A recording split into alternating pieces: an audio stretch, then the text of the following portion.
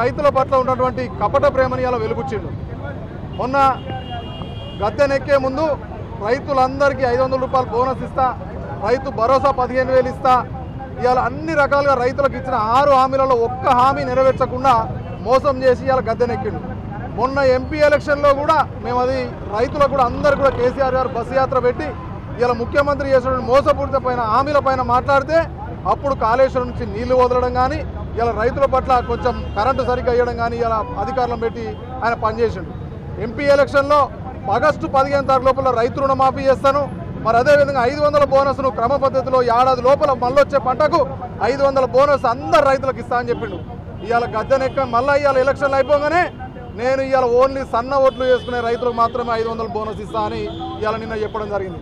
అంటే ఎంత మోసం, ఎంత దగా చేస్తుండో ఇవాళ ముఖ్యమంత్రి రైతాంగం అంతా అబ్జర్వ్ చేస్తూ ఉన్నది, చూస్తూ ఉన్నారు. ఇవాళ మా కేసీఆర్ ఇచ్చిన పిలుపు మేరకు ఇవాళ మేము రోడ్ల మీద ధర్నాలు చేస్తూ ఉన్నాం. రాబోయే రోజులలో ఇవాళ రేవంత్ రెడ్డి గల్లా పట్టుకొని ఇవాళ గుంజి ఈడ్చి ఆయన రోడ్ల మీదకి ఈడ్చాల్సిన అవసరం ఇవాళ రైతులకు ఏర్పడుతుంది. రైతులు ఇవాళ గల్లా పట్టి గుంజుతారు ఆయన.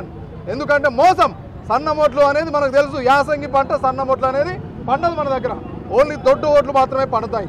అదేవిధంగా వానకాలంలో సన్న ఓట్లు వేస్తే ఇలా రోగాల పని సన్న ఓట్లు వండాయి.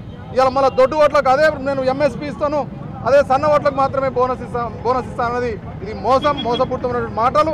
మరి అదేవిధంగా ప్రతి విషయంలో ఇలా రైతుకు మోసం చేసినటువంటి ముఖ్యమంత్రి ఇలా రేవంత్ రెడ్డి గారు, ఆయనకు తగిన గుణపాఠం చెప్తాం. రైతులందరం కలిసి ఇలా బీఆర్ఎస్ పార్టీ తరఫున కేసీఆర్ గారు ఇచ్చిన ఏ పిలిపించినా ఇలా రైతులు ముందుకు వచ్చి పోరాటం చేయడానికి ముందుకు వస్తూ ఉన్నారు. కాబట్టి దీన్ని మోసపూరితంగా రేవంత్ రెడ్డి గారిని నిజంగా ఏ విధంగా చూసినా ఆయన అంటాడు కదా, ఆయన గుంపు మేస్త్రో రండ గిన్నె అనమాట, అవన్నీ ఆయనకే వెళ్తున్నాయి. ఇవాళ ఆయనే సన్నాసి, ఆయనే రండ, అన్ని విధాలుగా ఇవాళ మోసపూరిత కుట్రపూరితంగా మాటలు ఇలా మాట్లాడుతూ ఉన్నాడు.